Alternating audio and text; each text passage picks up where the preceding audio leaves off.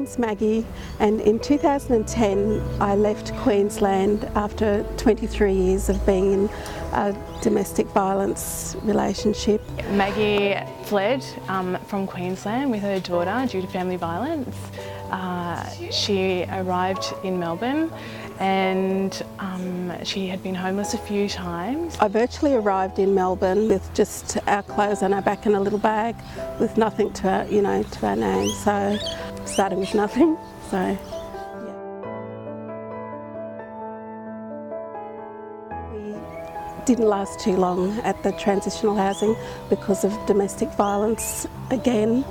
So we were basically homeless again, and this pattern continued for about 4 times of being homeless in the last 7 years.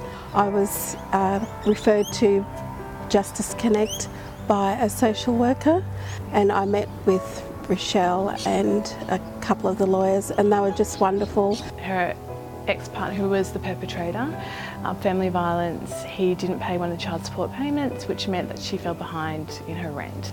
All it takes is the kids getting sick, the car breaking down, you lose your job, you fall behind in rent. It only takes 14 days and you can get an eviction notice. They came with me on the day to VCAT, and I was lucky to have 3 lovely lawyers there to support me through the process. So the lawyers were able to represent her at VCAT with regards to the arrears and to also buy some extra time so that she could find alternative accommodation. The most important thing that I found, which was really crucial, not just for myself but other women in my position, is people, the extra aftercare services that Justice Connect provides, like with Rochelle. I was able to support Maggie in finding that alternative accommodation, providing that emotional support.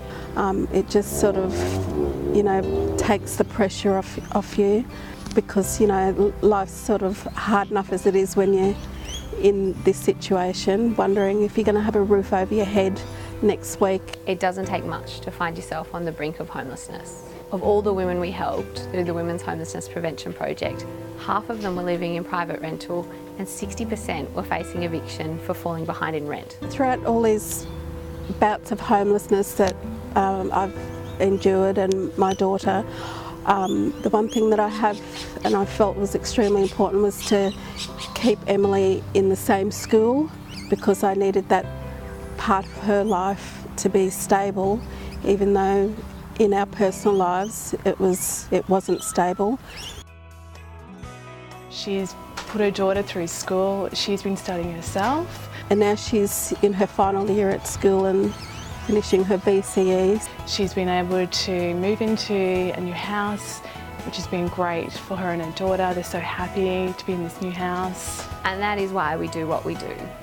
It's so we can keep women like Maggie and hundreds of other women in housing. It's so we can stop homelessness before it starts. Because when we do, women like Maggie can thrive. They can reach their full potential. And as you can see, it's a very mighty potential. But in 2015 I started at university, and it kept me sane, so to speak.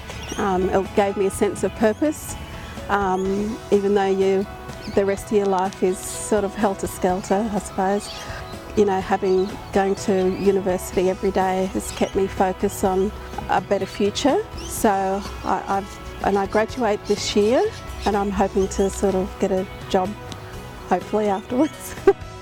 So.